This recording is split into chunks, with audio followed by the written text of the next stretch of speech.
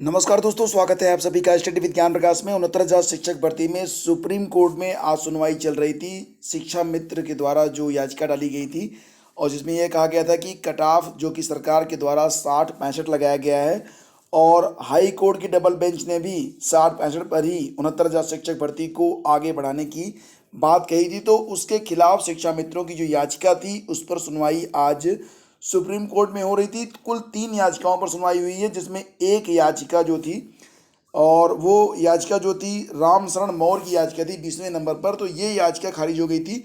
तो इसके पूर्व जो वीडियो अपलोड हुआ था वो उसी याचिका के बारे में था कि 20 नंबर की जो याचिका थी राम शरण मौर्य की, वो याचिका खारिज हो गई थी। इसके बाद बहराइच के गुड्डू सिंह 21 नंबर और रिजवान अंसारी की जो याचिका थी उस पर सुनवाई हुई है।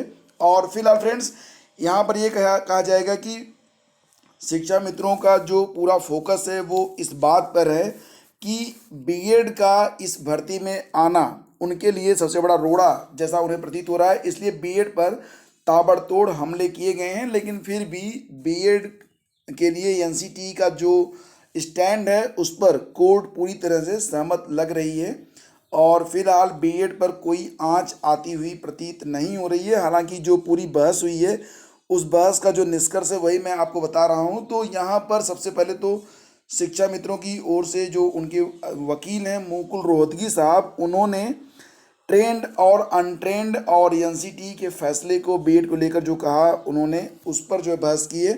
और 69,000 शिक्षक भर्ती कट ऑफ मामले में राम शरण मौर्य की जो याचिका थी वही याचिका खारिज हुई है।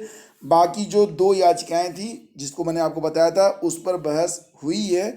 और वेटेज पर शिक्षा मित्रों की ओर से ये कहा गया कि वेटेज जो मिला है उसका अर्थ तो उन्हें तभी मतलब मिलेगा, इसका तो उन्हें लाभ तभी मिलेगा जब शिक्षा मित्र इस भर्ती में रहेंगे। अगर ये भर्ती 60-65 पर होती है तो शिक्षा मित्र बहुत अधिक शिक्षा मित्र बाहर हो जाएंगे, तो इस वेटेज का कोई अर्थ नहीं रहेगा। इसी के साथ उन्होंने और भी बहुत सारी बातें बीएड के विपक्ष में कही हैं, लेकिन यहाँ पर अगर हम बात करें तो बीएड पर कोई आंच आती हुई अभी नहीं लग रही है। और साथ ही साथ आपको बता दें कि अगली जो सुनवाई होगी वो 14 जुलाई को होगी। जो मुख्य बातें हैं वो मैं आपको दोबारा से अपडेट कर देता हूँ। इस पर जो पूरा प्रकरण है उसमें ये निर्णय लिया गया है आज की इस भर्ती पर कोई भी स्टे नहीं है, यानी कि ये भर्ती जैसे चल रही है बिल्कुल उसी प्रकार से चलती रहेगी। शिक्षा मित्रों का जो पद है उसको होल्ड करके रखा जाएगा और जो अगली सुनवाई होगी वो अब 14 जुलाई को होगी। ठीक है, उसके पहले जो भी मतलब डॉक्यूमेंट्स वगैरह जमा करने हैं वो डॉक्यूमेंट्स वगैरह जमा कर दिए जाएंगे दोनों पक्षों की ओर से। तो नेक्स्ट हियरिंग की डेट है 14 जुलाई। इस भर्ती पर कोई रोक नहीं है। बीएड और बीटीसी सभी को बधाई कि आप ये भर्ती रुक नहीं रही है। शिक्षा मित्रों का जो पद रहेगा उसको होल्ड करने की सूचना अभी तक प्राप्त हो रही है। जैसे ही ऑर्डर आता है तो पूरा डिस्कशन लेकर मैं आपके समक्ष रहूँगा।